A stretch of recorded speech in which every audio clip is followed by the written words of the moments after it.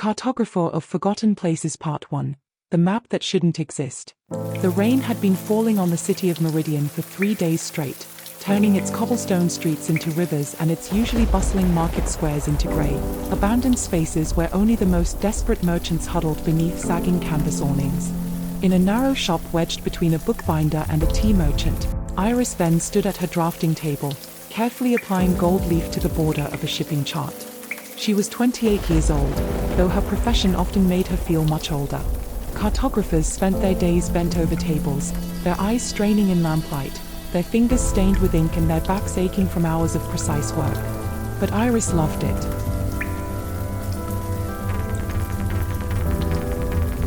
She loved the way blank parchment became a world under her hands, the way lines and symbols could tell stories of distant places she would never see. The shop bell chimed, though Iris had heard no footsteps approaching through the rain. She looked up to find an elderly woman standing in her doorway, water streaming from a cloak that seemed far too fine for the weather-beaten face above it. The woman's eyes were an unsettling pale grey, like clouds before a storm. "I need a map," the woman said, her voice carrying an accent Iris couldn't quite place. It reminded her of the northern provinces, but with something else beneath it, something ancient. "Of course," Iris replied, setting down her brush. "What region are you interested in? I have current charts of the coastal roads, the mountain passes, the river systems." "No," the woman interrupted, stepping fully into the shop and closing the door behind her. The sound of rain became muffled, distant. "I need you to make me a map of somewhere that isn't on any map. Somewhere forgotten." Iris felt a small flutter of unease in her chest, but also something else, curiosity. "I'm not sure I understand. If a place isn't mapped, I would need to survey it myself, which would require travel, Anne." The woman reached into her cloak and withdrew a leather tube, old and cracked with age. She placed it on Iris's drafting table with surprising gentleness, as if it contained something precious or fragile or dangerous. "Open it," the woman said. Iris hesitated, then uncapped the tube and slid out the parchment inside. As she unrolled it carefully on her table, her breath caught in her throat. It was a map, but unlike any she had ever seen. The parchment itself seemed to shimmer in the lamplight, and the ink looked as though it had been mixed with powdered gemstones. But it was the content that truly seized her attention. The map showed a mountain range that shouldn't exist. According to every chart Iris had ever studied, every survey she had ever read, the region depicted should have been part of the Great Western Plains, an area of gentle rolling grassland that stretched for hundreds of miles. But this map showed jagged peaks, deep valleys, forests marked with symbols she didn't recognize, and in the very center, a city. The city was drawn with extraordinary detail considering the small scale of the map. Iris could see individual buildings, streets, what appeared to be gardens or parks. And in the very heart of the city, a single tower that rose higher than all the others, marked with a symbol that looked like an eye within a compass rose. "Where is this?" Iris whispered. "That," the woman said, "is what you're going to help me find out." Iris looked up sharply. "I don't understand. You brought me this map.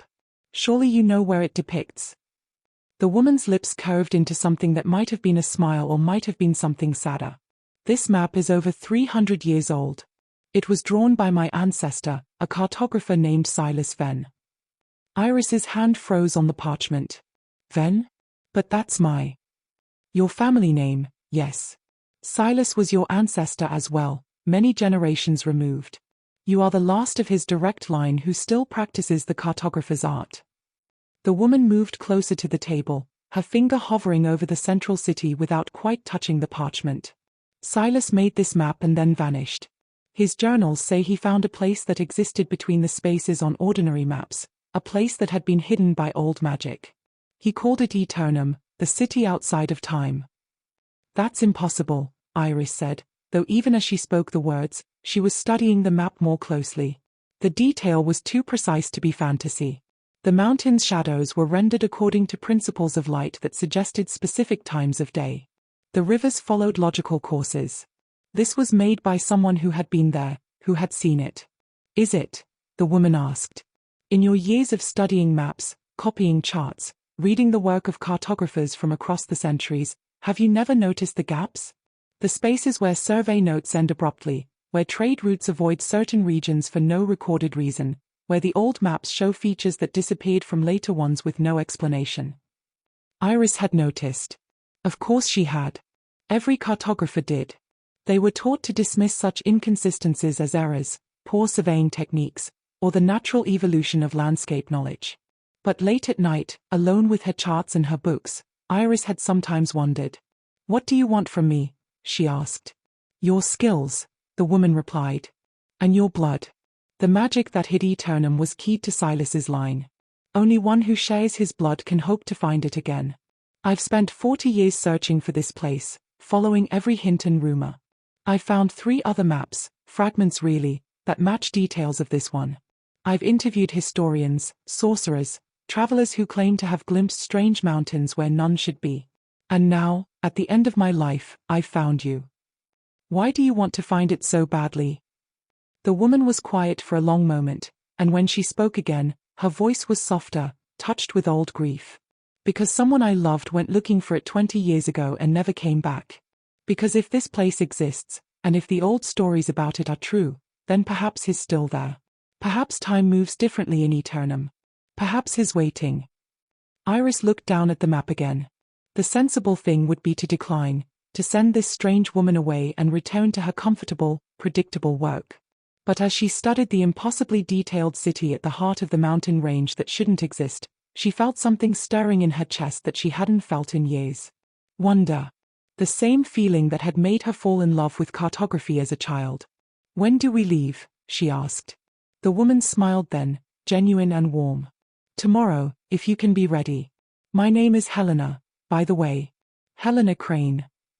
"Iris Venn," Iris replied, though she suspected Helena already knew that. "What should I bring?"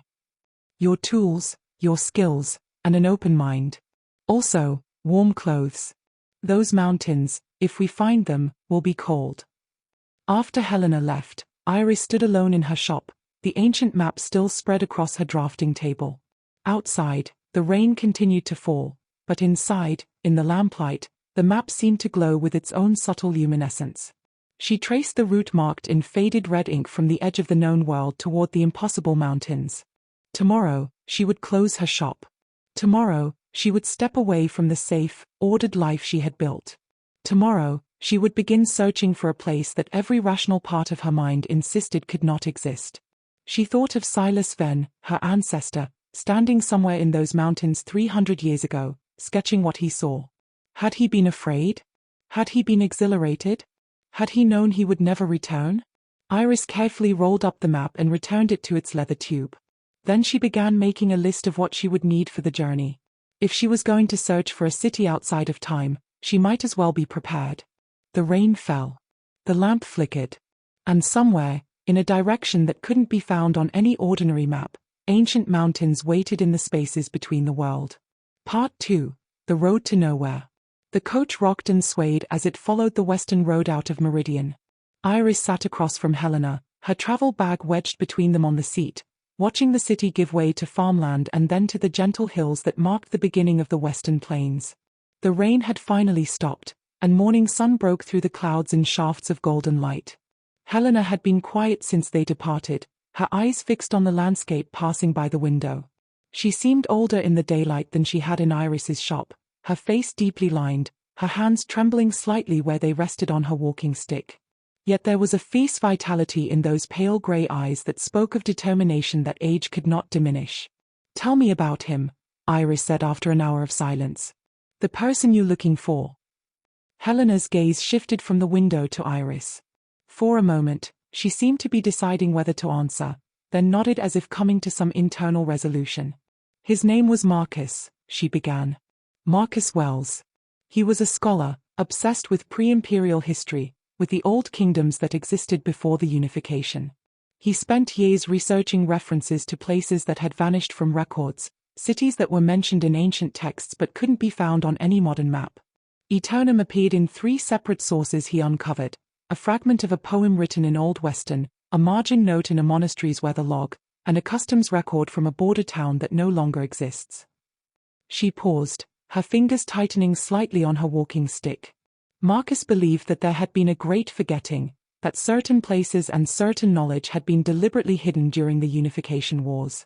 He thought Aeternum was one of them. When he found a reference to Iris Venn's expedition in a university archive, he became convinced he could find it. I tried to talk him out of it. I told him it was madness to go chasing legends into unmapped wilderness. Her voice grew softer. But he went anyway. He said some things are worth the risk of never coming home. And you think he's still there? After 20 years. The accounts Marcus found all mentioned one thing about Aeternum, Helena said. They said time moved strangely there. One text claimed that a day in the outside world could be a week in Aeternum, or vice versa. Another suggested that those who entered the city could choose when they experienced, walking through their own past or future. If that's true, then 20 years out here might be much less time there. Iris considered this. As a cartographer, she dealt in fixed points, measurable distances, observable features. The idea of time as something fluid, something that could vary from place to place, unsettled her. Yet wasn't space itself relative in some way? A mountain pass that was 3 miles long could take an hour to traverse or a whole day, depending on conditions. Perhaps time could be similarly variable. You loved him, Iris said. It wasn't a question. Helena smiled, sad and distant. I did. I do. Even if all I find is confirmation that he's gone, at least I'll know. At least I'll have tried. They rode in silence for a while longer, and then Iris asked, how do we even begin to search? The Western Plains cover thousands of square miles. We can't simply wander hoping to stumble across hidden mountains. No, Helena agreed. But we're not wandering blindly. I've spent 2 decades gathering information. Marcus's research notes, my own investigations, interviews with travelers and hermits and anyone who might have seen something strange. I've identified 7 locations where the sightings cluster, where people report seeing mountains or experiencing lost time or finding structures that aren't there when they return. She withdrew a modern map from her bag and spread it across their laps. 7 locations were marked with small red X's, scattered across the plains. We'll visit each one. You'll survey them with your cartographer's precision, and we'll look for any evidence that space is behaving unusually. Aeternum exists between the normal geography. If we can find the edges of that between space, perhaps we can find a way in. Iris studied the map. The marked locations formed a rough circle, with a diameter of perhaps 50 miles. This is where you think it is? Inside this circle. At the center of it, Helena confirmed. Or rather, occupying the same space as the center but somehow separate from it. Imagine 2 pieces of parchment, one laid atop the other. We live on one sheet. Aeternum exists on the other. They occupy the same position but don't touch. Except in certain places, under certain conditions, where the sheets press together and you can slip from one to the other. That's not how geography works, Iris said, but even as she protested, her mind was racing. There were legends from the old kingdoms about thin places, where the world grew strange. Every culture had stories of people who stepped off the path and vanished, of entire villages that disappeared overnight, of travelers who returned after years away claiming only days had passed. What if those stories weren't metaphors? What if they were accurate descriptions of something real, something that cartographers had simply failed to account for because it didn't fit their understanding of how the world should work? How geography works in the parts of the world you've mapped, Helena corrected gently. But the world is larger and stranger than our maps show. That's why we need you. To map the unmappable. To find the place that hides in the spaces between your carefully drawn lines. They stopped that night at a coaching inn at the edge of the plains. Over dinner in the common room, Iris spread out her own supplies, fresh parchment, a compass, measuring tools, inks and pens. She also had a small notebook filled with her own observations, years of noting small inconsistencies in other cartographers' work. I have a confession, she told Helena as they sat by the fire after the other guests had retired. I've always known something was wrong with the standard maps. Not wrong exactly, but incomplete. There are places where the distances don't quite add up, where travelers report journey times that don't match the measured miles. I've been keeping notes for years, but I never knew what they meant. She opened her notebook, showing Helena pages filled with careful annotations. Look here, the Kestrel Pass through the northern mountains. Every map shows it as 12 miles long. But traders consistently report that it takes twice as long to traverse heading west as it does heading east, even accounting for the grade. The numbers don't make sense unless space itself is somehow different there. Helena leaned forward, her eyes bright with interest. Do any of your inconsistencies occur near my 7 marked locations? Iris flipped through her notes, then cross-referenced them with Helena's map. Slowly, a pattern emerged.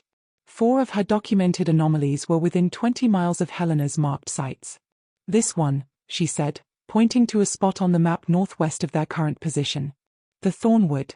I have 3 separate survey reports that claim the forest is different sizes. One says it's 5 miles across. Another says 7. The third says it can't be measured accurately because the edges keep shifting. I thought it was just poor surveying, but what if? What if the Thornwood is one of those thin places, Helena finished, where the distance changes depending on where you're trying to go? We'll visit it tomorrow, if we can make the distance. They sat together late into the night, comparing notes, marking up maps, building theories. Iris felt more alive than she had in years. This was what cartography should be, not just copying old charts and making minor corrections, but genuine exploration, the mapping of genuine mysteries. When she finally retired to her room, she lay awake for a long time, listening to the wind in the eaves and thinking about Iris Venn. Had he felt this same excitement when he'd set out on his expedition? Had he known he was stepping out of the ordinary world into something stranger and more wonderful? She thought about her shop in Meridian, her comfortable life, her predictable days. Part of her wanted to be back there, safe and ordinary. But a larger part, the part that had fallen in love with maps as a child, was thrilled to finally be doing something that mattered. Outside her window, the stars wheeled overhead in their familiar patterns. But somewhere out there, if Helena was right, there were mountains that weren't on any star chart, casting shadows across a city where time moved to its own rhythm. Iris fell asleep with Silas's map spread on the bed beside her, her fingers resting lightly on the drawing of the impossible city, and dreamed of walking streets that existed in the spaces between here and there, now and then, real and remembered. Part 3. The Thinning of the World. The Thornwood appeared on the horizon shortly after noon the next day, a dark smudge against the pale yellow-brown of the autumn grasslands. As their hired coach drew closer, Iris could see that it wasn't a natural forest. The trees began too abruptly, standing in a nearly perfect line as if planted along some ancient border. The edge was so sharp it looked as though someone had taken a knife to the landscape and cut away the plains to reveal the forest beneath. Do you see it? Helena asked, her voice tense with anticipation. The boundary is too precise, Iris replied, already reaching for her measuring tools. Forests don't grow like that. There should be a transition zone, scattered trees gradually becoming denser. This is. She paused, searching for the right word. This is wrong. The coach driver refused to take them any closer, claiming the Thornwood was haunted. He'd wait for them at the coaching house 3 miles back, he said, but he wouldn't take his horses near those trees. Helena paid him extra for his trouble, and they continued on foot, Iris carrying her surveying equipment in a canvas pack. As they approached the forest edge, the wrongness became more pronounced. The air itself seemed to thicken, becoming harder to move through, like walking into water. Sounds became muffled. The wind that had been gusting across the plains died to absolute stillness 5 feet from the tree line. Iris set up her theodolite, a precision instrument used for measuring angles. She sighted on a distinctive dead tree at the forest's edge, then walked 100 paces north along the boundary and took a second measurement. The angles should have allowed her to calculate the exact distance to the tree. But when she worked through the mathematics, she got 3 different answers, all of them impossible. It's not consistent, she said, checking her calculations again. The space here doesn't behave properly. It's like the forest is simultaneously 3 different distances away depending on where you're measuring from. Helena nodded as if this confirmed something she'd suspected. Try walking toward it. Iris approached the tree line slowly, counting her steps. After 50 paces, she should have been at the edge. But the trees remained the same distance away. She walked another 50 steps. Still no closer. It wasn't that the forest was moving, it was that the space between her and the trees wasn't behaving like normal space. She turned back to Helena, intending to report her findings, and nearly gasped. Helena was still where Iris had left her, but she looked impossibly distant, a tiny figure standing in a vast plain. Yet when Iris called out, Helena answered as if she were only a few feet away, her voice perfectly clear. "Don't go any further," Helena warned. "Not without a line back." They spent an hour experimenting, marking distances with stakes and rope, trying to map the anomaly. What Iris discovered was both terrifying and exhilarating. The space around the thornwood was folded somehow, compressed and expanded simultaneously. You could walk toward the forest and never arrive, or you could arrive after only 3 steps, depending on something Iris couldn't quite identify. Intent, perhaps. Or belief. Or some quality of the walker themselves. "How is this possible?" Iris asked, sitting on the grass and staring at her incomprehensible notes. "It's a boundary," Helena explained. "A place where the normal world presses against the hidden one. Think of it like a wall built of twisted space instead of stone. It keeps the casual traveler out. You can't stumble into Aeternum by accident. You have to know it's there, have to be actively seeking it. But how do we get past it?" Helena withdrew the ancient map from her bag and laid it on the ground between them. "Look at the way Silas marked the approach to the mountains. See these symbols along the route." Iris studied the marks she'd noticed before but not understood. They looked like compass roses, but with additional points, as if showing directions that didn't exist on a normal compass. North, south, east, west, but also inward, outward, before, after. "These are navigation markers for the in-between spaces," Helena said. "Silas left instructions for how to walk the folded paths. I've been studying similar symbols in other texts for years. Each one indicates a specific mental state, a way of perceiving the world that allows passage. This first one means with memory of the forgotten. You have to remember that the hidden place exists even as your eyes tell you it doesn't."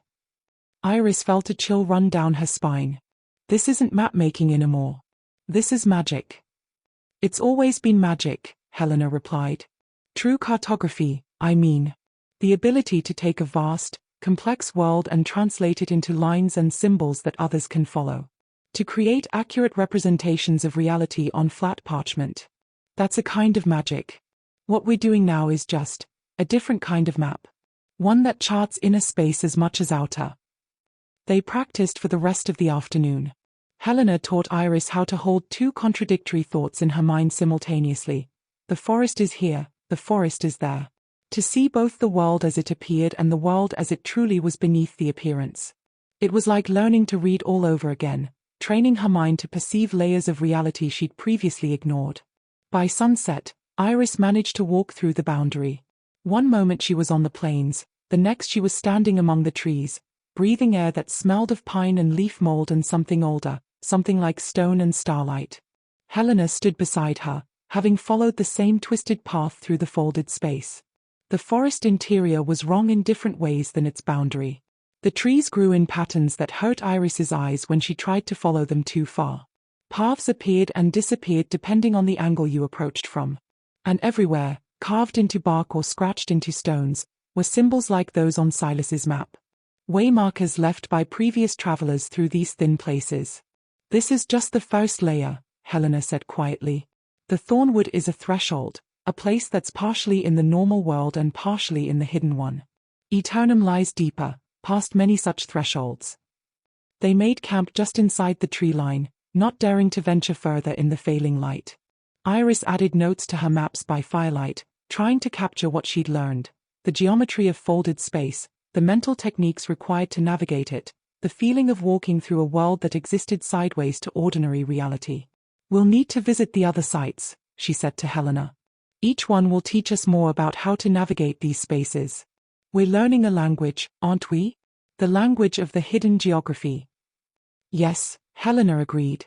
"And like any language, it takes practice. Silas spent years learning it. We have less time, but we have his map and the knowledge he left behind. And you have something he didn't, I think." "What's that?" "Doubt," Helena said. "Silas was brilliant, but he was also arrogant. He believed he understood these spaces, believed he could master them. You know you don't understand, which makes you careful. That might keep us alive where confidence got Silas lost." That night, lying in her bedroll beneath trees that seemed to shift position when she wasn't looking directly at them, Iris thought about Iris Venn. She'd always imagined him as a distant ancestor, barely real. But now she felt a kinship with him. He'd stood in places like this, had felt the same wonder and fear, had tried to translate the untranslatable into ink and parchment. The difference was that he'd done it alone. Iris had Helena, had the benefit of centuries of scholarship and investigation. And she had something else, too. She knew Silas hadn't come back. She knew the danger was real. That knowledge, that healthy fear, might be their greatest advantage. In the morning, they would continue to the next marked location. But lying there in the dark, listening to the impossible wind moving through trees that grew in more dimensions than three, Iris allowed herself to feel the full weight of what they were attempting. They were trying to find a city that existed outside the normal flow of time and space. A place so thoroughly hidden that it had become legend, myth, a cartographic impossibility. And if they succeeded, if they actually found Aeternum, what then? What did you do when you arrived at a place where all your maps ended and all your certainties dissolved? Iris supposed she would find out. Part 4, 7 Thresholds. Over the next 2 weeks, Iris and Helena visited each of the 7 marked locations. Each one was a threshold, a thin place where the hidden geography pressed against the normal world. And each one taught Iris something new about the strange art of mapping the unmappable. The second location was the Singing Stones, a circle of standing rocks on a hilltop that looked unremarkable until you stood at their center. There, all directions became the same direction. Walk north, south, east, or west, and you'd end up back in the center. But walk with the intention of moving towards something you couldn't see, something you could only sense, and the stones would let you pass through to the other side, where the grass was blue and the sky was a slightly different shade. Iris learned that intention mattered in the folded spaces. Not destination, but the act of seeking itself. The hidden geography responded to searchers, to those who looked for what others overlooked. The third site was the Mirror Lake, where the reflection didn't quite match the reality. Trees that grew on the southern shore appeared in the reflection to grow on the northern shore. Mountains that didn't exist in the real world rose behind you in the still water. When Iris waded into the lake, she felt herself moving sideways through some extra dimension, and when she emerged on the far shore, she was somehow both where she'd started and somewhere else entirely. She learned that the hidden places were reflections, inversions of the ordinary world. To find them, you had to look for the places where reality cast strange shadows. At the fourth location, the Wandering Road, they found an ancient path that moved. Not physically, but through some quality of space that Iris couldn't adequately describe. Follow the road at sunrise and it led to a farm village 5 miles west. Follow it at sunset and it led to ruins that weren't there at any other time of day. Walk it backward and you arrived at your starting point 3 hours before you left. Iris learned that time and space were connected in the hidden geography, woven together like threads in cloth. Pull on one and the other shifted.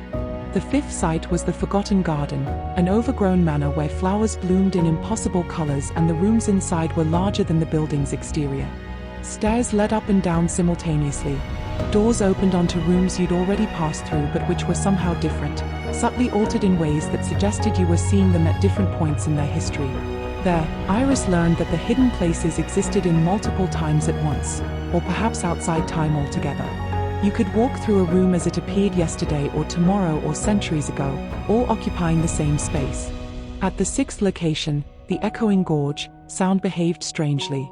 Shout into the canyon and you'd hear your voice echo back from the past, someone's voice from years ago answering your words with words they'd spoken in this place long before you arrived. Helena stood at the edge and called Marcus's name, and from the depths came a faint reply in a man's voice, speaking words none of them had said, still searching. Iris learned that the hidden geography remembered its visitors, that somehow the places themselves held on to echoes of those who had passed through, their presence imprinted on the folded space like footprints in soft earth. The seventh and final site was the Threshold Arch, a natural stone formation that framed nothing but empty air. But when you stood before it at the right angle, in the right frame of mind, you could see through it to somewhere else. Iris saw mountains, snow-capped and impossibly high, with a glimmer of white walls and spires at their heart. There, Helena breathed, standing beside her. That's it. That's Aeternum. Iris stared through the arch, her heart hammering. The city was real. Everything they'd been searching for, all the strange lessons and twisted spaces, had led to this moment. The impossible city existed, and now she could see it. But even as she watched, the view shifted. The mountains remained, but the city flickered like a candle flame, appearing and disappearing. Sometimes it was there in full glory, white towers rising against blue sky. Sometimes only ruins remained. Sometimes it vanished entirely, leaving only empty peaks. It's moving through time, Iris realized. We're seeing it at different moments in its history. Past, present, future, all overlapping. That's why it's been so hard to find, Helena said. It's not just hidden in space. It's hidden in time. You have to arrive at exactly the right moment, when Aeternum is present in a way that intersects with our present. Iris pulled out Silas's map and studied it by the light of the arch. The symbols she'd learned to read at each threshold now made sense. They weren't just navigation markers.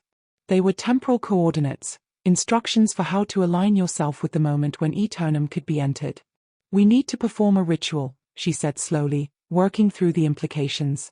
Not magic exactly, but a coordinated sequence of actions at specific times. Each of the 7 sites is part of a larger pattern. We visit them in order, at precise moments, building resonance between our movement through space and Aeternum's movement through time. We synchronize ourselves with the city. Helena pulled out her own notes, Marcus's research, years of gathered knowledge. Together, she and Iris worked through the calculation. When they finished, they looked at each other with a mixture of excitement and dread. It will take 3 more days, Iris said. We need to return to each site in reverse order, at specific hours. The final crossing has to happen at dawn exactly, when Aeternum is most present in our time stream. Can we do it? Can we actually synchronize our movements precisely enough? Iris thought of all the careful measurements she'd taken over the years, all the precise calculations and exact angles. This was the same skill, just applied to a different kind of map. Yes, she said.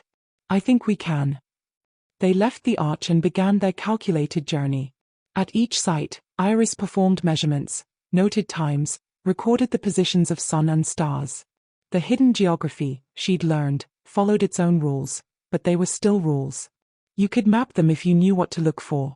At the echoing gorge, they arrived at midnight and called specific words into the darkness. Words from an old language Helena had learned from Marcus's notes. The echoes that returned were different now, warmer, as if the canyon recognized their intent. At the Forgotten Garden, they walked through the rooms at dawn, following a path that threaded through multiple eras. Iris saw the manor as it had been when first built, saw it falling into ruin, saw it in some potential future where it stood restored. They passed through each time like travelers on a road. At the Wandering Road, they walked backward at sunset, arriving 3 hours before they'd started, and used the extra time to rest and prepare. Iris made final adjustments to her calculations while Helena reviewed Marcus's notes for the 100th time, looking for anything they might have missed. The mirror lake showed them their reflection reaching the other side, already successful. Iris chose to believe it was prophecy rather than wish. At the Singing Stones, they stood in the center and sang, using harmonics Helena had learned from ancient texts. The stones resonated, and for a moment, Iris could feel the whole pattern clicking into place, 7 sites aligned, their movements through space and time creating a key that would unlock a door that had been closed for centuries. At the Thornwood, they walked the folded paths with perfect confidence now, dancing through the compressed and expanded spaces as if they'd always known the way. The forest itself seemed to guide them, branches parting to reveal the clearest route. Finally, in the grey hour before dawn on the 3rd day, they returned to the threshold arch. Iris checked her calculations one final time, then nodded to Helena. Now, she said. They stepped forward together, through the arch, at the exact moment when Aeternum aligned with their present. Iris felt reality fold around her like paper, felt time shift beneath her feet like sand. For one endless, impossible moment, she was nowhere, suspended in the space between spaces, the time between times. She could feel the weight of all the hidden geography pressing in around her, all the folded places and thin spaces, all the moments that existed sideways to the normal flow of the world. Then the moment passed. Iris took a breath of cold mountain air, opened her eyes, and found herself standing on a stone path winding up the side of a mountain that had never appeared on any map. Above them, white walls gleamed in the rising sun. They had found Aeternum. The city outside of time. The place that existed in the spaces where cartographers' lines failed and ordinary geography gave way to something older, stranger, and more wonderful. Helena stood beside her, tears streaming down her weathered face, staring up at the city that had haunted her dreams for 20 years. "We made it," she whispered. "We actually made it." Iris pulled out her mapping tools with shaking hands. She had work to do. For the first time in history, someone was going to make an accurate, working map of a place that shouldn't exist. And somewhere in that city, if they were lucky, a scholar named Marcus Wells was waiting, experiencing time at a different rate, still young or grown old or somewhere in between, still searching for the same mysteries that had drawn them all to this impossible place. Part 5. The City of Many Moments. The path to Aeternum wound through terrain that made Iris's cartographic training rebel. Mountains rose at angles that shouldn't support their own weight. Waterfalls flowed upward before cascading down again in loops that defied gravity. The stone beneath their feet was warm in some places, frozen in others, without any pattern Iris could discern based on elevation or exposure to sun. But the strangest thing was the light. It came from all directions at once, as if the sun occupied multiple positions in the sky simultaneously. When Iris looked up, she could see dawn, noon, and sunset all happening at the same time in different parts of the sky, the colors bleeding into each other like watercolors on wet paper. "Don't try to understand it all at once," Helena advised, noticing Iris's expression. "Aeternum exists in what Marcus called lagged time. Multiple moments occupying the same space. You'll adjust." They climbed for what felt like hours, though Iris's pocket watch kept stopping and starting, the hands spinning backward and forward seemingly at random. Time here wasn't just flexible, it was actively playful, treating their passage through it as a suggestion rather than a rule. As they rounded a bend in the path, the city gates came into view. They were magnificent, carved from white stone that seemed to glow with its own internal light. Symbols covered every surface, some matching those on Silas's map, others completely unfamiliar. The gates stood open, as if they'd been expecting visitors. Beyond the gates, Aeternum sprawled across the mountainside in terraces and spirals. White buildings with spires and domes, connected by bridges that seemed to be made of solidified light. Gardens where flowers bloomed and withered and bloomed again in the space of seconds. Fountains whose water flowed in impossible curves, tracing patterns in the air. And everywhere, were people. Iris had expected a ghost city, empty ruins haunted by echoes. Instead, Aeternum was alive with inhabitants going about their daily lives. She could see merchants in a market square, children playing in a park, scholars gathered in what looked like an open-air library. The clothing styles were wildly mixed. Some wore fashions Iris recognized from her own era, others wore garments that looked ancient or futuristic or simply alien to any period she knew. "They're all here," Helena breathed. "Everyone who ever found their way to Aeternum. They're all still here." A figure approached from just inside the gates. He was tall, with silver hair and eyes that held the same pale grey quality as Helena's, though his face was younger, unlined. He wore robes that shimmered between blue and green and colors Iris had no names for. "Welcome to Aeternum," he said, his voice warm and resonant. "We've been expecting you. Or rather, we expected you yesterday. And tomorrow. Time is somewhat negotiable here." He smiled at their confused expressions. "I'm Keeper Solon. I help orient newcomers to our city. You must have many questions. Is there a Marcus Wells here?" Helena asked immediately, her voice tight with hope and fear. A scholar, he would have arrived about 20 years ago, from the outside world. Solon's expression became thoughtful. 20 years ago, that would be. He paused, calculating something Iris couldn't follow. "Yes, I believe so. Though he's been here much longer than that, from his own perspective. Time moves differently for each person in Aeternum, you see. You might have aged 20 years outside while he's aged 40 here. Or only 2. It depends on which moments he's been inhabiting." "Can we see him?" Helena's voice cracked slightly on the words. "Of course. But first, you should understand what you've entered. Aeternum isn't just a city. It's an experiment in living outside the tyranny of linear time. Here, all moments are accessible. You can walk through your past, visit your future, exist in multiple times simultaneously. But it requires learning, practice, discipline. Without proper guidance, People can become lost in time, scattered across their own moments, unable to maintain a coherent self. He gestured toward the city. Come. I'll show you the basics, and then we'll locate your Marcus Wells. As for you, cartographer, he said, turning to Iris, you're going to find mapping this place quite the challenge. Every map of Aeternum must include a temporal dimension. We've had 3 cartographers attempt it over the centuries. All 3 went quite mad. But perhaps you'll have better luck. They followed Solon through the gates into Aeternum proper. The city was even more disorienting from within. Iris watched a woman walk down a street, then suddenly the same woman appeared from the opposite direction, younger, having a conversation with her older self. A building under construction in one moment stood complete in the next, then appeared as ruins, all 3 states visible simultaneously depending on where you looked from. The key, Solon explained as they walked, is not to see time as a line but as a landscape. In your world, you move forward through time as naturally as breathing. Here, you can move in any direction, forward, backward, or sideways into parallel moments. Most newcomers find it overwhelming at first. You'll see people and events from multiple times, all overlapping. He led them to a plaza where a fountain displayed water flowing in an impossible knot, feeding into itself from multiple time streams. Around it, people sat on benches or walked past, and Iris realized she could see several versions of each person, younger selves, older selves, all present at once but somehow not quite overlapping. How do you keep from going mad? Iris asked, her head spinning. Anchors, Solon replied. You need to maintain a sense of self, a core identity that persists across moments. Most people here choose a primary moment to inhabit most of the time, while occasionally visiting their other times. Think of it like having a home base you return to. Helena was only half listening, her eyes scanning the crowds.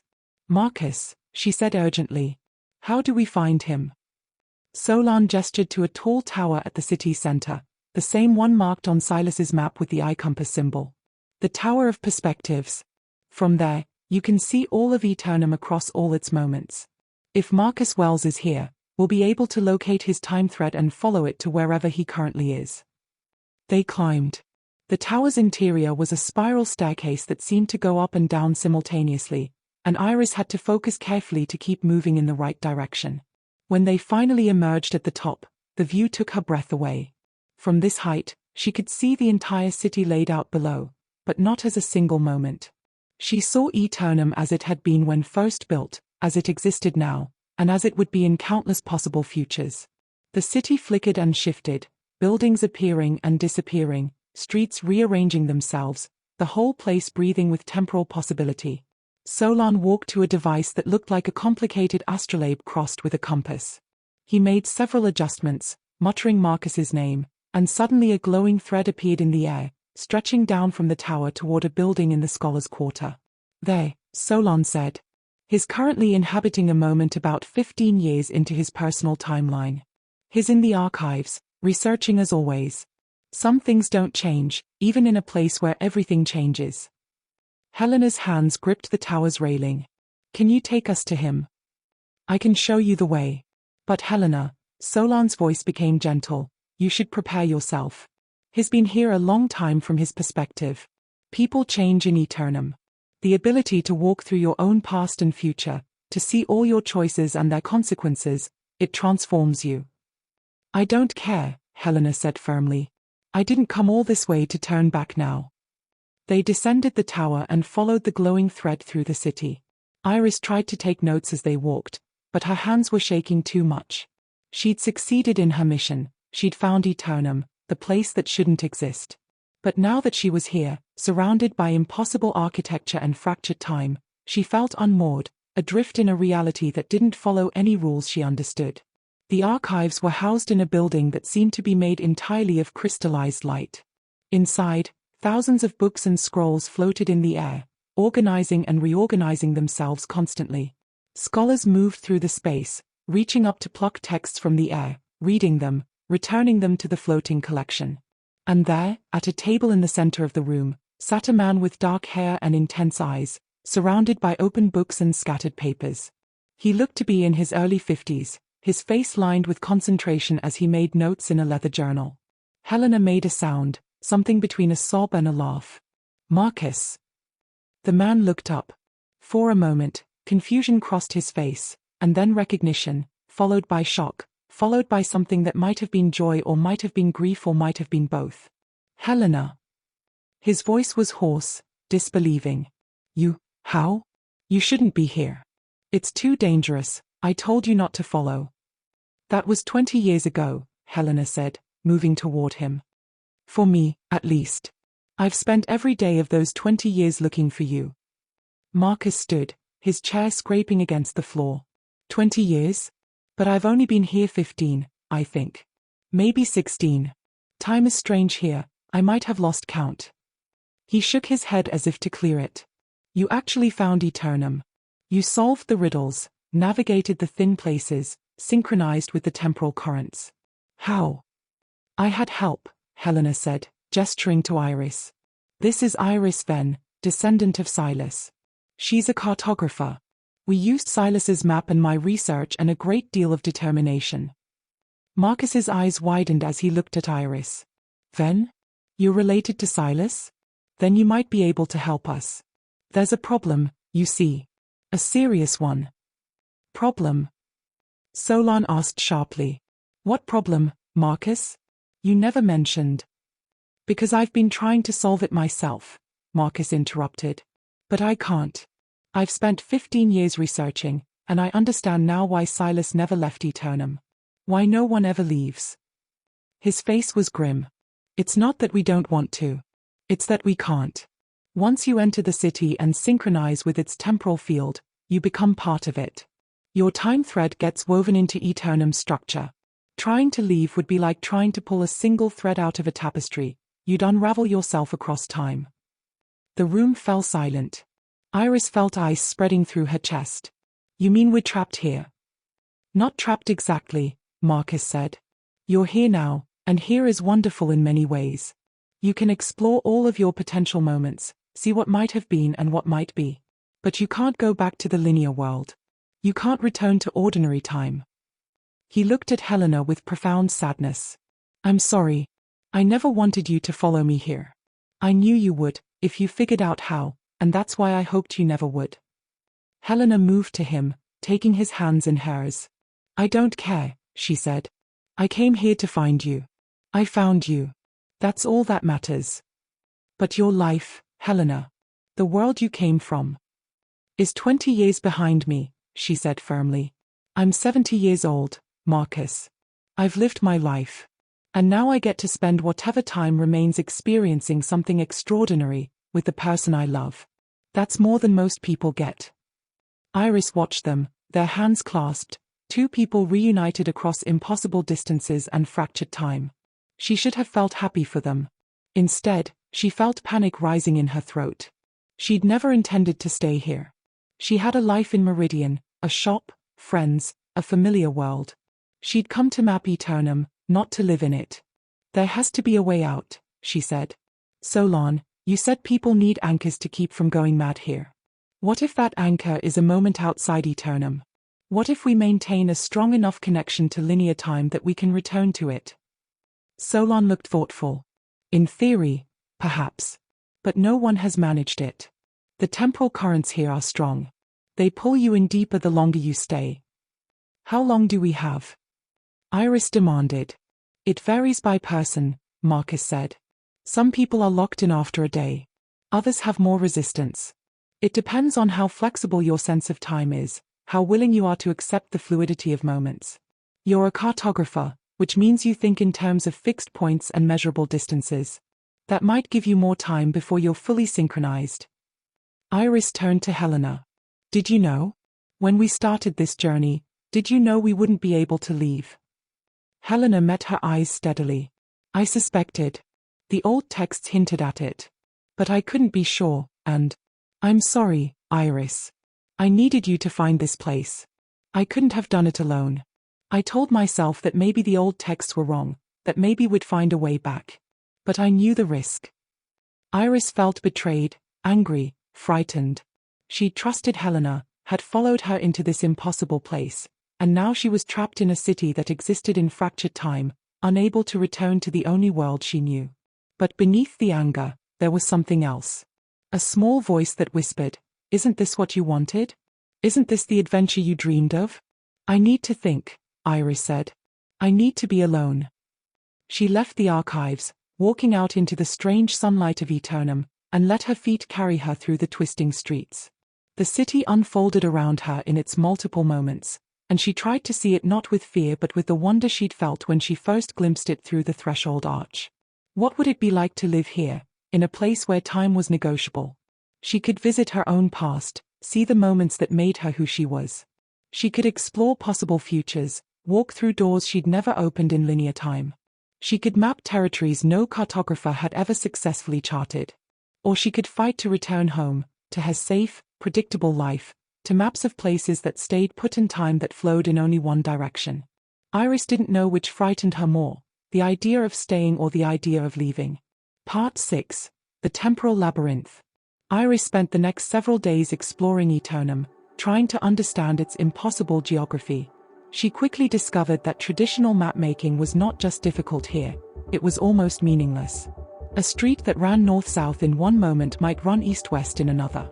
A building that stood at the corner of two streets could simultaneously exist in 3 different locations depending on which temporal thread you were following. Yet patterns existed beneath the chaos. Iris began to see them the way she'd learned to see the hidden geography in the world outside. The city wasn't random. It was structured according to principles that govern time itself rather than space. Events were the landmarks, moments the coordinates. She set up a workshop in an abandoned building that existed in a relatively stable moment. Or rather, a moment that looped back on itself every few hours, which was the closest thing to stable she could find. There, she began creating a new kind of map. Instead of lines showing physical distance, she drew flows showing temporal connections. Instead of marking buildings, she marked significant moments: the founding of the city, the arrival of the first inhabitants, the great temporal storms that had reshaped the city's structure. Marcus visited her on the 3rd day, bringing books from the archives. "I thought these might help," he said, setting down a stack of volumes. They are journals from previous cartographers who attempted to map Aeternum. Like I mentioned, all 3 went mad, but their early work is quite brilliant. Iris opened the topmost journal and found pages covered in increasingly frantic diagrams. The handwriting deteriorated over the course of the book, starting neat and controlled and ending in wild scrawls. The final entry read, "Time is a circle eating its own tail. I have seen my death and my birth in the same moment. I am everyone and no one. The map is me, is the city, is the map." "Comforting," Iris said dryly.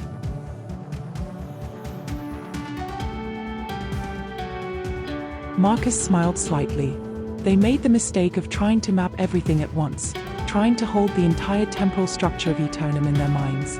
That's what drove them mad. You need to be more selective. Map only what you can safely comprehend. Is that what you did? When you researched the way out? His smile faded. "I've researched a lot of things in 15 years. The way out, yes, but also the nature of time itself, the founding of Aeternum, the reasons it was built. Would you like to hear the story? The true story, not the legends Helena told you." Iris nodded, setting down her pen.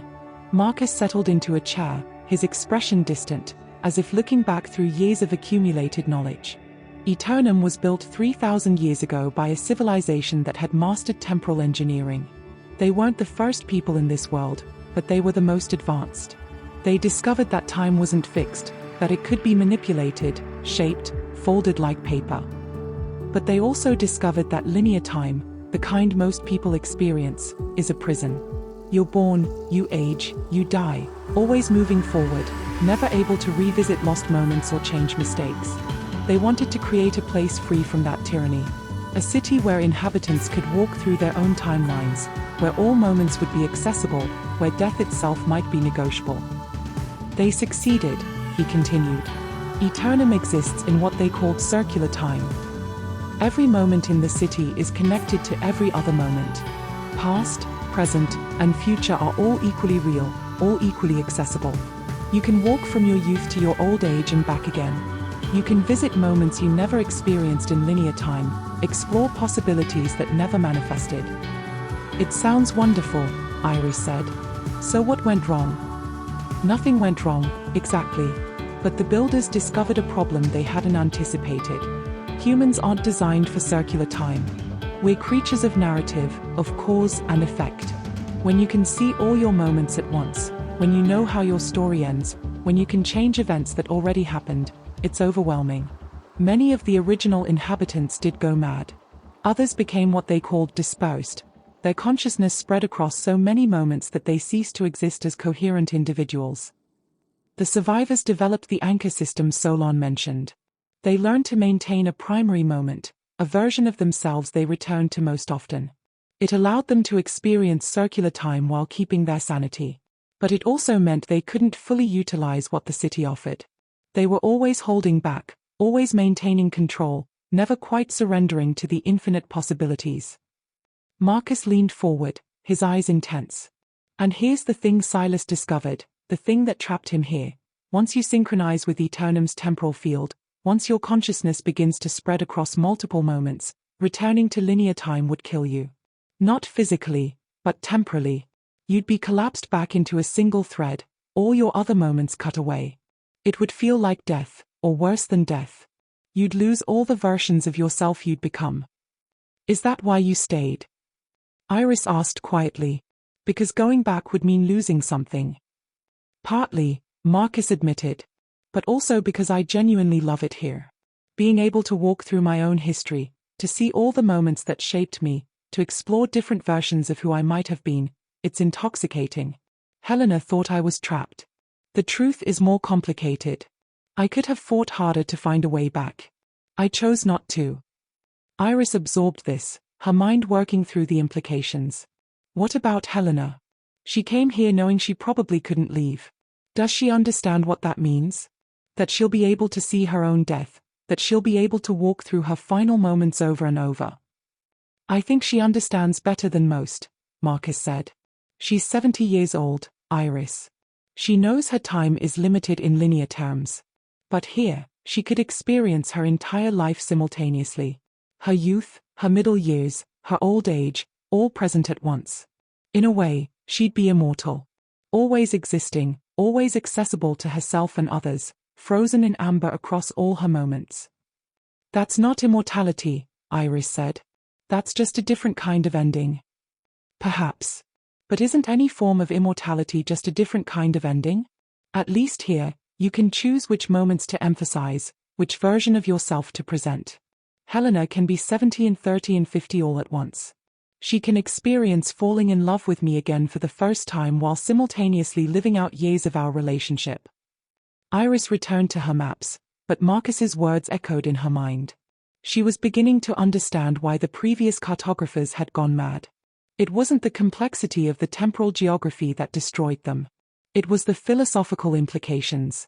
How do you map a place that challenges everything you believe about reality, identity, and existence itself? Over the following weeks, Iris developed her own routine. She spent mornings working on her maps, afternoons exploring the city, and evenings with Helena and Marcus, who were navigating their reunion across multiple time streams.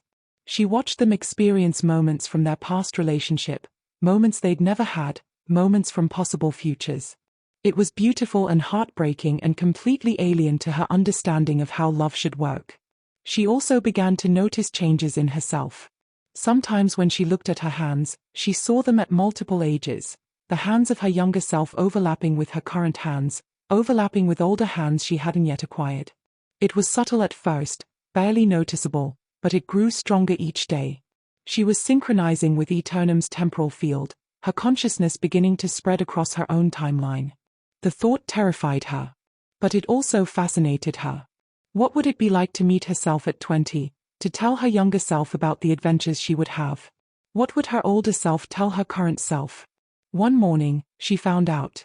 She was working on her maps when a woman entered her workshop. The woman was in her 50s, with silver threading through dark hair and familiar eyes that held decades of experience. She wore a cartographer's stained work clothes and carried a leather satchel that Iris recognized as her own, just more weathered. "Hello, Iris," the woman said with a gentle smile. "I'm you. 23 years from now, your personal time. I thought we should talk." Iris stared at her older self, her mind reeling. This was what Marcus had described, what everyone had warned her about. But knowing it intellectually and experiencing it directly were entirely different things. "This is impossible," Iris said faintly. "And yet here we are," her older self replied. "May I sit? We have a lot to discuss, and I remember being quite overwhelmed the first time this happened." Iris gestured to a chair, unable to form coherent words. Her older self sat with a slight wince, one hand going to her lower back. "Still get that pain when it rains," she muttered. "Some things never change, even in circular time." "What do you want?" Iris managed to ask. "To help you decide," her older self said. "You're at a crucial moment. The synchronization isn't complete yet. You could still fight it, could try to find a way back to linear time. Or you could accept it, could surrender to becoming what Aeternum offers.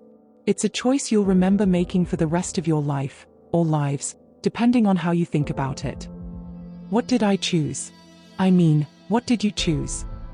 Her older self smiled sadly. "If I tell you that, will it still be a choice? Or will you just be following the path I've already walked? One of the strange things about circular time, young Iris, you can know your own future and still have to make the decisions that create it.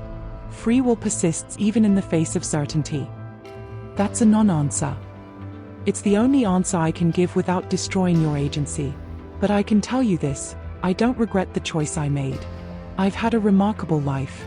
I've mapped things no one else could map. I've seen wonders beyond imagining. I've lost things and gained things and become more than I ever thought possible." She stood, wincing again. "Make your choice with open eyes, Iris.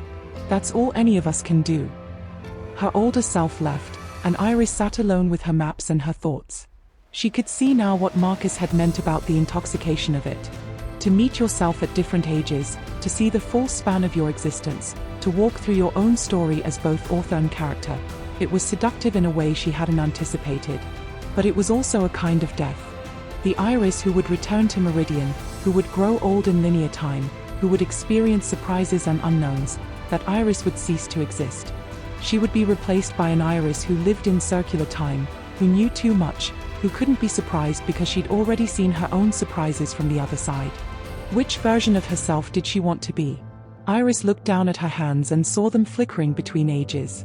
The synchronization was accelerating. Soon, the choice would be made for her by default. She had to decide now, had to commit to one path or the other. She thought of her shop in Meridian, her comfortable life, her predictable days. She thought of growing old there, of dying having made safe, ordinary maps of safe, ordinary places. Then she thought of Aeternum, of temporal labyrinths and impossible architecture, of meeting yourself at different ages and exploring moments that existed sideways to normal reality. She thought of the map she was creating, unlike any map that had ever existed, charting territories no one had ever successfully described. Iris took a deep breath and made her choice.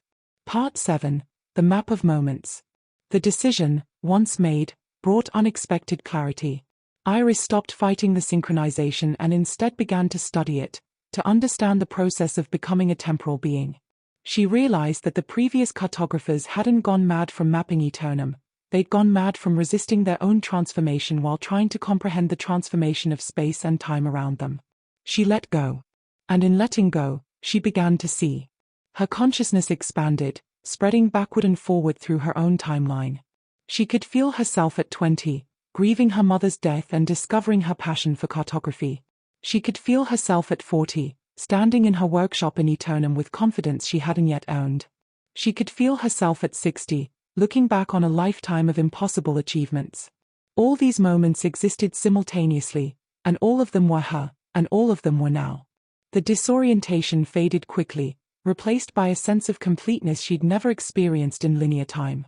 She'd always felt like she was missing something, like the present moment was too narrow to contain everything she was. Now she understood why. She'd been trying to fit a multidimensional consciousness into a single temporal point. With this new perspective, her map-making transformed. She could now see Aeternum not as a confusing jumble of overlapping moments but as a beautiful structure, a flower blooming in temporal dimensions. She mapped it the way a musician might map a symphony, not just as notes on paper but as flows of melody and harmony, structures of meaning that transcended simple spatial representation. Her maps became works of art. They showed not just where things were but when they were, how they changed, why they existed. She developed a notation system for temporal geography that was half mathematics, half poetry. Future cartographers would study these maps for centuries, trying to understand the language she'd created for describing the indescribable. Helena found her one afternoon, surrounded by dozens of completed maps spread across every surface. The older woman looked healthier than she had outside Aeternum. She'd found her anchor moment, herself at 50, before age had bent her spine and clouded her eyes. She still flickered occasionally into her 70-year-old form, but she spent most of her time inhabiting this prime version of herself. "They are beautiful," Helena said, studying the maps. "I don't understand half of what I'm looking at, but I can see they're extraordinary." "Thank you," Iris said. "And thank you for bringing me here. I know I was angry at first, felt betrayed. But you gave me something precious. You gave me a mystery worth solving, a place worth mapping. I'm grateful." Helena smiled, then her expression became more serious. "I came to tell you something. Marcus and I have been researching together, combining his knowledge of temporal theory with my historical research. We found something. A way out." Iris's hands stilled on her current map. "What?" "Not a way to leave permanently," Helena clarified quickly, "but a method for creating a temporary bridge back to linear time. You can visit the outside world for brief periods, then return here. It requires tremendous concentration and you can't stay long, but it's possible. Marcus thinks Silas knew about it, that his map contains instructions for the technique." She unrolled Silas's original map on the table. "Look here, at the symbols around the central tower. We thought they were decorative, but they are actually a sequence. A ritual for temporarily collapsing your distributed consciousness back into a single thread. You'd experience it as becoming your linear self again, just for a few hours. Long enough to visit home, to check on the life you left behind, to say goodbye properly if you want to." Iris studied the symbols, her enhanced perception allowing her to see layers of meaning she'd missed before. "This is brilliant. And dangerous. Collapsing back into linear consciousness after being distributed, it would be intensely painful, like compressing yourself into a space too small to hold everything you've become." "But possible," Helena insisted. "Marcus has tried it. He made a brief visit to the outside world last week, your time. He said it was difficult but worth it, just to see the sun set in a sky that only held one time." Iris considered this. Did she want to go back, even briefly? She'd made her choice to stay in Aeternum, to become something more than her linear self. Would visiting her old life just make her doubt that choice? But curiosity won out, as it always did. "Show me how." The ritual took 3 days to prepare. Iris had to gather specific materials from different temporal strata of the city, had to practice the mental disciplines required to compress her consciousness without shattering it. Marcus coached her through the process, describing his own experience so she'd know what to expect. "It's like trying to pour an ocean into a cup," he explained. "Most of you won't fit. You'll have to choose which memories, which experiences to bring with you into the linear moment. The rest will remain here in Aeternum, inaccessible until you return. Choose carefully. Take too much and you'll break. Take too little and you might forget why you chose to return." On the 4th day, at a specific moment when Aeternum's temporal currents aligned with the outside world, Iris performed the ritual. She stood at the center of a pattern drawn in powdered silver, her older and younger selves visible at the edge of her perception. She spoke words in a language older than Aeternum, older than any human language, words that described the nature of time itself.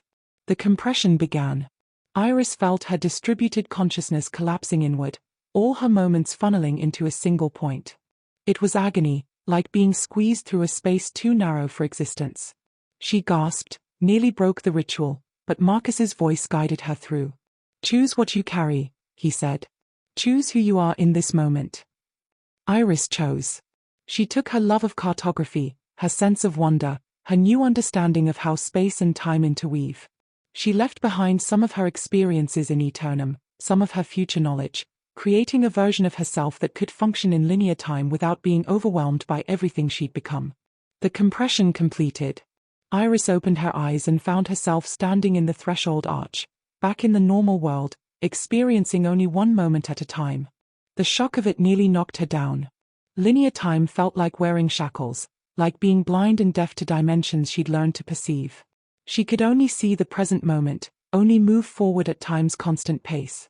It was claustrophobic and lonely and utterly ordinary. But it was also clean, simple, straightforward. There was a purity to experiencing one moment at a time, to not knowing what came next, to living in genuine uncertainty. Iris walked down the mountain path, the one that existed in normal geography, not the folded path she'd climbed weeks earlier. The sun set in a sky that held only one time, and it was beautiful in its simplicity. She reached the plains and kept walking, letting her feet carry her toward Meridian. She arrived 3 days later to find her shop exactly as she'd left it. Dust covered everything. The map she'd been working on before Helena arrived still lay on her drafting table, the gold leaf half applied. She touched it gently, this relic of her linear life, and felt a pang of something that might have been nostalgia or might have been grief. How strange to be back here, in this simple, straightforward place where time only flowed one direction and maps stayed fixed on the page. Iris spent a week in Meridian. She visited friends, who were shocked to see her after her unexplained disappearance. She told them a version of the truth, that she'd gone on an expedition to map unexplored regions, that she'd found something extraordinary. They didn't understand, couldn't understand, but they were happy to see her safe. She also visited other cartographers, showed them samples of her new mapping techniques. Most dismissed her work as fantasy or madness. But a few, the ones who'd always noticed the inconsistencies in traditional maps, looked at her temporal diagrams with dawning wonder. "These are impossible," one old cartographer said, tracing the flows on her map with a trembling finger. "But they're also true. I can see it. I've always felt there was something missing from our maps, some dimension we weren't capturing." "You found it." "I found one version of it," Iris corrected. "There are others. The world is stranger and more wonderful than our maps show. You just have to know where to look." She spent her final day in Meridian walking through familiar streets, saying goodbye to a life she'd once thought would be forever. She visited her mother's grave, told her about the impossible journey she'd taken, the extraordinary place she'd found. She liked to think her mother would have understood. She'd always encouraged Iris to seek wonder, to never settle for the ordinary. As the week drew to a close, Iris felt the pull of Aeternum growing stronger. Her compressed consciousness was straining against the limitations of linear time, eager to expand back into the multidimensional existence she'd embraced. It was time to return. She walked back to the plains, back to the threshold arch, and stood before it as the sun set.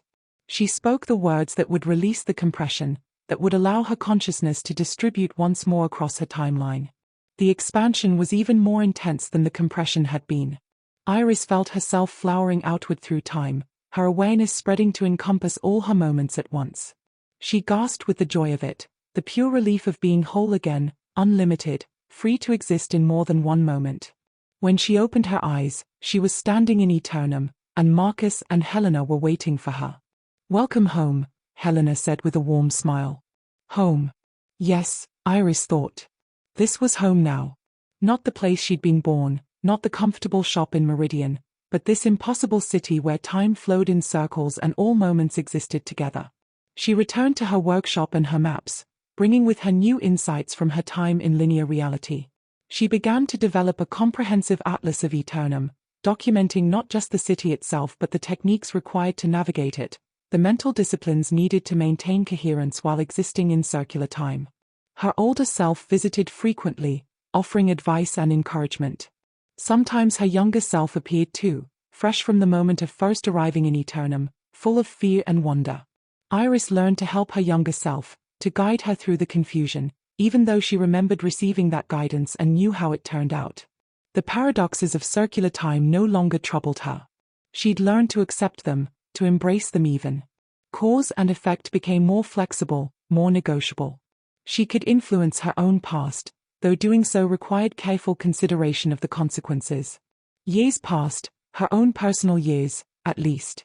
In Aeternum, all years existed simultaneously, so time's passage was more of a personal experience than an objective fact.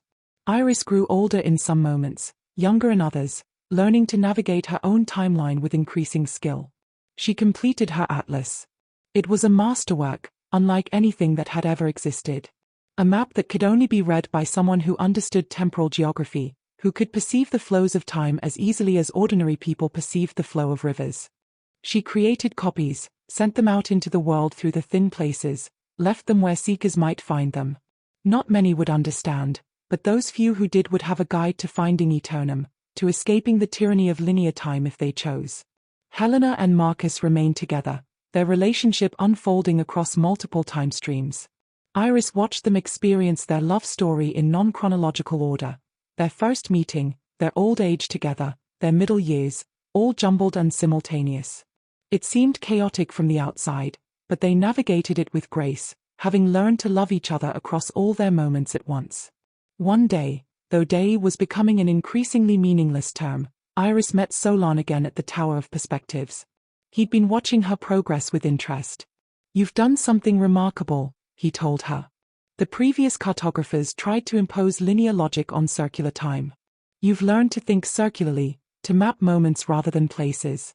Your atlas is the first accurate representation of Aeternum that's ever been created." "Thank you," Iris said. "But it's not complete. It never will be.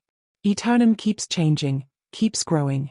Every new person who arrives brings new moments, new possibilities. The map has to be living, evolving." "As it should be," Solon agreed. "Tell me, do you ever regret your choice? To stay here rather than returning to linear time?" Iris considered the question carefully. "Sometimes I miss the simplicity of linear existence. The clean progression from past to future, the genuine surprises, the inability to second-guess every decision by visiting its consequences. But no, I don't regret it. I've become something more than I was. I've seen my whole life as a complete story rather than just the chapter one was living. That's worth the price of simplicity." "And what about the future? Your future? Have you visited it?" "Some of it," Iris admitted. "I know I'll live a long time, by my personal reckoning. I know I'll complete several more atlases, each one capturing different aspects of temporal geography. I know I'll help many more seekers find their way to Aeternum. But I've deliberately left some moments unvisited, some futures unexplored. Even in circular time, there should be some mysteries left." Solon smiled. "Wise. The true gift of Aeternum isn't the ability to see all your moments. It's the ability to choose which moments to emphasize, which version of yourself to become. You've learned that lesson well." They stood together at the top of the tower, looking out over the city in all its temporal glory. Iris could see Aeternum's past, the construction of the first buildings, the arrival of the founders. She could see its present, the bustling life of the current inhabitants. She could see multiple possible futures, the city continuing to grow, or slowly fading as fewer seekers found their way to it, or transforming into something entirely new. All of these moments were equally real, equally present. The city existed in every state simultaneously, a probability wave that never quite collapsed into a single reality. "I have a question," Iris said. "The original builders of Aeternum, where are they? I've never met anyone who was here at the founding." Solon's expression became distant. "They're here. They are always here. But they've been in circular time for 3,000 years. They've visited every moment of their existence so many times that they've become diffuse, spread too thin across too many moments. They exist, but not in any way that allows for coherent interaction. They've become part of Aeternum itself, woven into its temporal structure. That's terrifying." "It's the ultimate risk of circular time," Solon agreed. "If you're not careful, if you don't maintain your anchor, you can dissolve into your own timeline. That's why we teach discipline, why we emphasize the importance of a primary moment. But yes, it's a danger. Everything worthwhile has a price."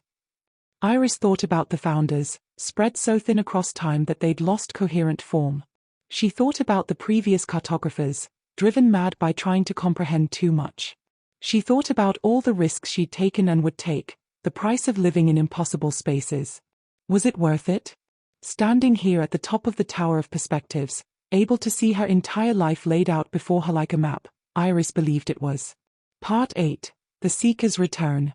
Decades passed in Iris's personal timeline, though she experienced them non-linearly, jumping between different ages as her work required.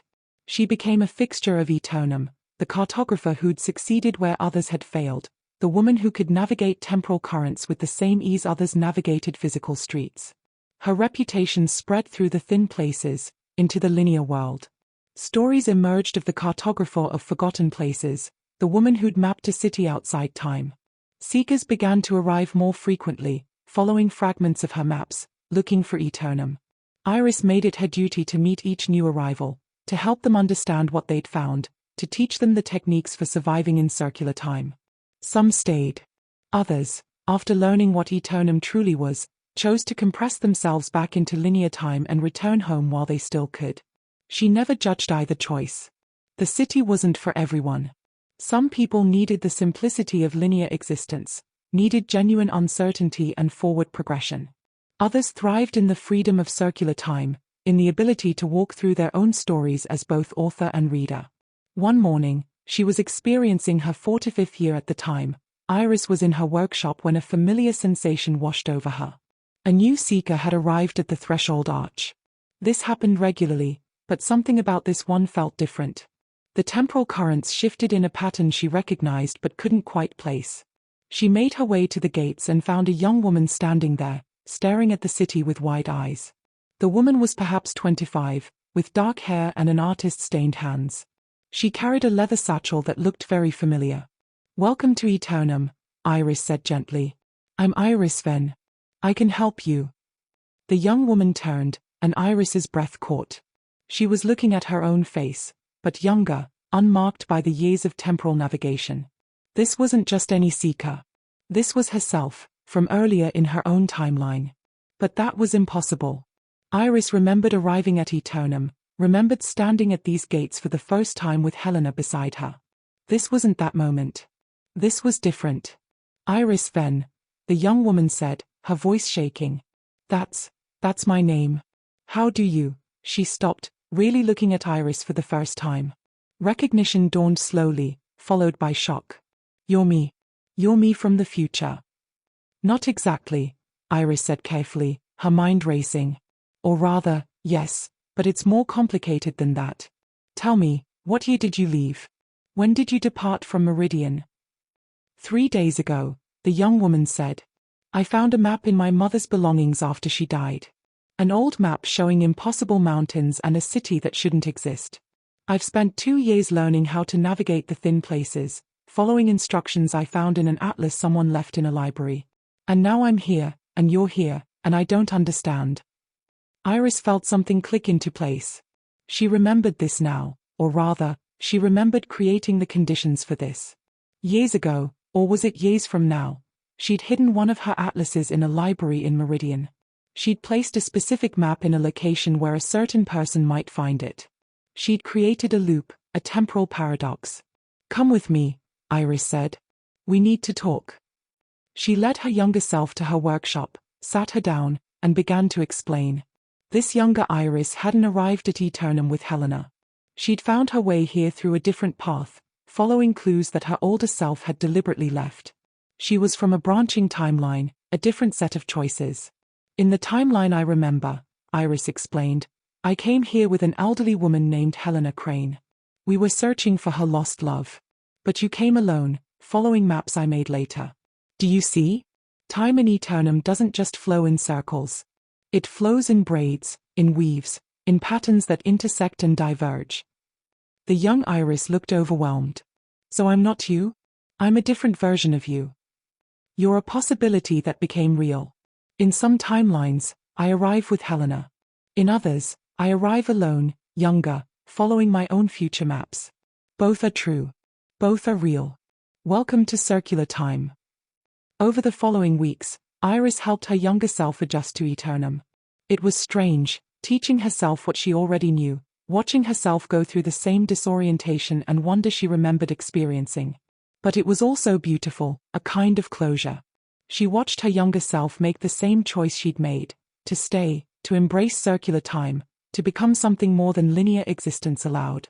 And she knew that this younger Iris would eventually grow into the version of herself that would leave the maps and create this very loop. "It's a stable time loop," Marcus explained when Iris told him about it. He and Helena had both aged gracefully into their 70s, though they still flickered back to younger versions of themselves regularly. You created the conditions for your own different arrival. It's paradoxical but consistent. The sort of thing that only works in circular time. It means my life has multiple beginnings, Iris said. Multiple origins. I arrived at Aeternum in at least 2 different ways, both equally valid. Most people here have multiple arrivals, Helena said.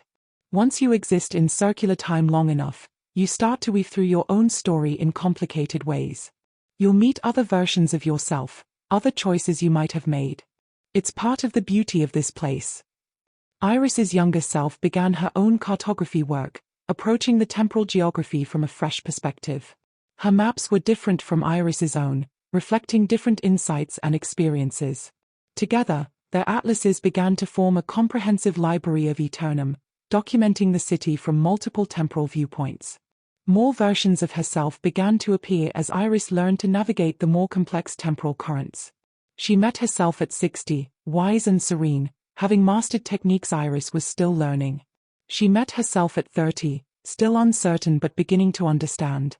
She met herself at 80, her final age, preparing for the dissolution that would eventually come.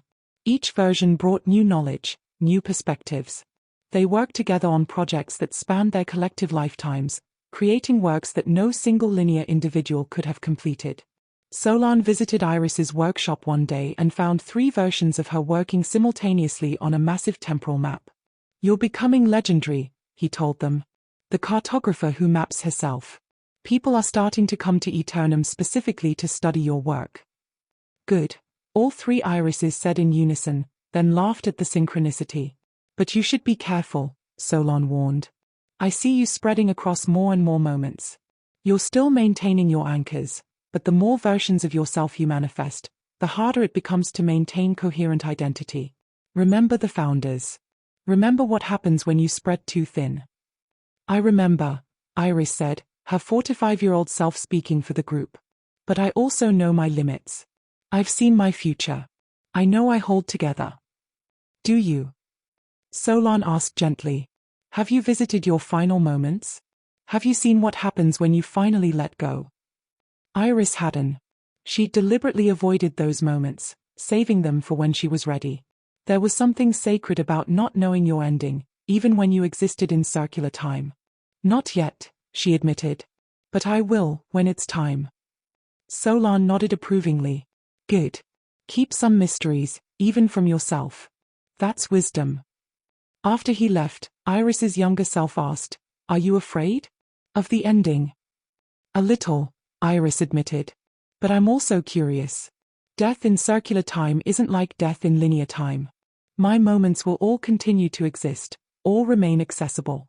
I'll still be here, in every age I've experienced. The ending is just another moment, not a final cessation. That's comforting and terrifying at the same time." "Welcome to Aeternum," Iris said with a smile. The years continued to unspool in their non-linear fashion. Iris completed her life's work, a comprehensive atlas of temporal geography that documented not just Aeternum but all the thin places, all the folded spaces where time became negotiable. It was a masterwork that would guide seekers for centuries to come. She trained other cartographers in her techniques, passing on the knowledge she'd accumulated. Some of them were versions of herself at different ages. Others were entirely different people who'd found their way to Aeternum and discovered a passion for mapping the unmappable. Helena and Marcus eventually chose to dissolve, to spread so fully across their timelines that they lost individual coherence. It was a deliberate choice, made together, a final transformation. They became part of Aeternum's temporal structure, their love story woven permanently into the city's fabric. You could still feel them there, in the way certain moments aligned, in the beauty of temporal harmonies that played out across the city. Iris mourned them but also celebrated. They'd achieved a kind of immortality, had become eternal in the most literal sense. They would always be in Aeternum, always experiencing their love across all their moments simultaneously. And finally, when Iris had experienced 80 years of personal time, spread across multiple timelines and countless moments, she decided it was time to visit her ending. She prepared carefully, gathering all her scattered selves, bringing her consciousness back into alignment. She wanted to face this with full awareness, with complete presence across all her moments. She climbed the Tower of Perspectives one final time and stood at the top, looking out over Aeternum in all its temporal glory. From here, she could see her entire life laid out like a map, her birth in linear time, her arrival at Aeternum, in multiple ways, her years of cartography, her slow transformation into a being that existed across moments rather than within them. And ahead, finally visible now that she'd chosen to look, she could see her dissolution. The moment when she would choose to spread so fully across time that she would lose coherent form, would become part of Aeternum itself like the founders before her. It wasn't death. It was transformation, transcendence. She would still exist, but not as an individual. She would become part of the city's temporal structure, woven into the very fabric of circular time. Future cartographers would feel her presence when they mapped impossible spaces. Seekers would sense her guidance when they navigated the folded paths. Iris took a deep breath, gathering all her scattered moments into this single point of awareness. Then she let go. The dissolution was gentle, like falling into water, like becoming wind. She felt herself spreading across time, no longer anchored to any primary moment, free to exist everywhere and everywhen simultaneously. Her consciousness expanded to encompass the entire city, every moment of its 3,000-year history, every possible future it might inhabit. She was the mountains and the streets and the towers and the gardens. She was every map she'd ever made and every map that would ever be made. She was the seekers arriving at the gates and the scholars studying in the archives and the lovers walking through their non-linear relationships. She was Aeternum, and Aeternum was her, and there was no longer any meaningful distinction between the cartographer and the territory she'd spent her life mapping. Epilogue: Maps for future travelers. In a small shop in Meridian, a young woman named Iris Venn stood at her drafting table, applying gold leaf to a shipping chart. The rain had been falling for 3 days, and she was considering closing early when the shop bell chimed. An elderly woman entered, water streaming from her cloak. She had pale grey eyes and carried a leather tube. "I need a map," the woman said. And in that moment, across impossible distances and folded time, in a city that existed outside the normal flow of moments, a consciousness that had once been Iris Venn and had become something more smiled at the perfect circle of it all. The story was beginning again, as it always had been beginning, as it always would begin, in the eternal now of circular time. The map was laid out on the table. The choice was offered. The journey began once more. And somewhere, in the spaces between here and there, now and then, real and remembered, the Cartographer of Forgotten Places continued her work, guiding seekers through the thin places, helping them find what they'd always been looking for, even when they didn't know they were searching. Her maps remained scattered across the world, hidden in libraries and archives and dusty shops, waiting for those with eyes to see, with minds to comprehend, with hearts brave enough to seek the impossible. For those who found them, for those who followed their impossible instructions through the folded geography of reality, Aeternum waited. The city outside time. The place where all moments existed together. The final destination for seekers who refused to accept the tyranny of linear existence. And at its heart, woven into every stone and street and temporal current, was the essence of a cartographer who had successfully mapped the unmappable, who had become her own masterwork, who had learned that the most important journey was not from here to there but from now to always. The rain fell on Meridian. The map was unrolled. The story began. Again and again and again, in an infinite loop of seeking and finding, losing and becoming, ending and beginning. Such is the nature of circular time. Such is the gift of Aeternum. Such is the legacy of Iris Venn, Cartographer of Forgotten Places, who mapped the spaces between moments and found infinity in the folding of time. For all the seekers who sense that there's more to the world than the maps show. For all the cartographers who know that some territories can only be charted by those brave enough to lose themselves in the finding. For all those who stand at the threshold between the known and the impossible, wondering whether to step through. The maps are waiting. The city endures. The journey continues. You need only choose to begin.